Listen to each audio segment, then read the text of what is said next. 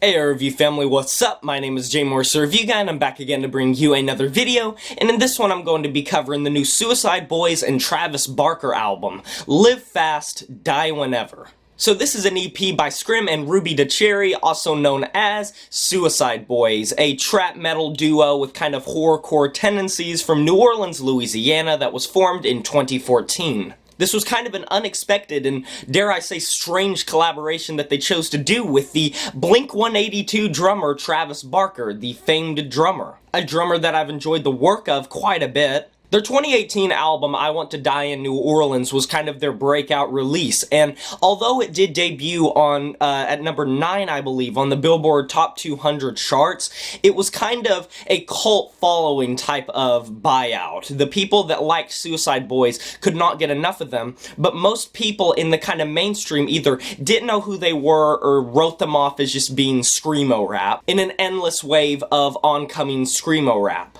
I will say for the most part this EP is quite satisfying from the genre of trap metal, from this kind of horrorcore Suicideboys sound, although I do think they drown a little bit in their influences, especially Scarlord. Nonetheless, the verses are consistently ice cold and they flow over these demented, heavy, bassy beats with absolute ease.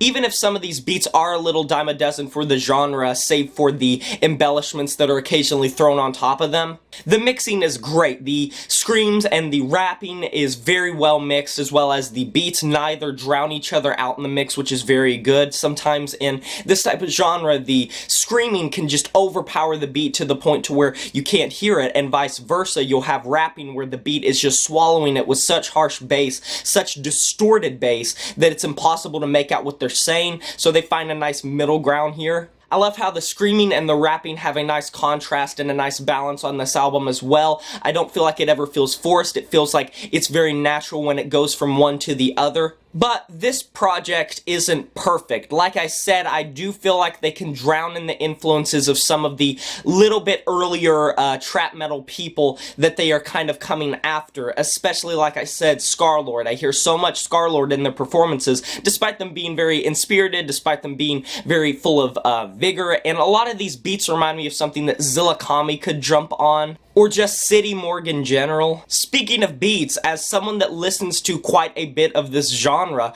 I found myself scratching my head a lot and asking, does this really stand out in the grander scheme of this genre? That being said, killing two birds with 22 stones has such a nice, harsh, chaotic beat behind it. The screams are gut-busting, and the down-tuned, kind of deepened verses slide over this demented beat just like ice. Sour Grape's beat builds up and doesn't drop as much as I might have liked it to, and unfortunately, it does get a little bit predictably mundane. I don't really mind how prominent the vocals specifically are mixed on this track, where they're so prominent because they have so much energy and so much presence. Although I'm not too big on how long it takes for the beat to fade out at the end, it does linger a bit. Don't Trust Anyone keeps it at such a high level of energy. The track goes through quite a few different progressions, both vocally as well as instrumentally. I love the bass when it comes in near the latter half with the just harsh screaming that sounds like he's about to literally self-combust.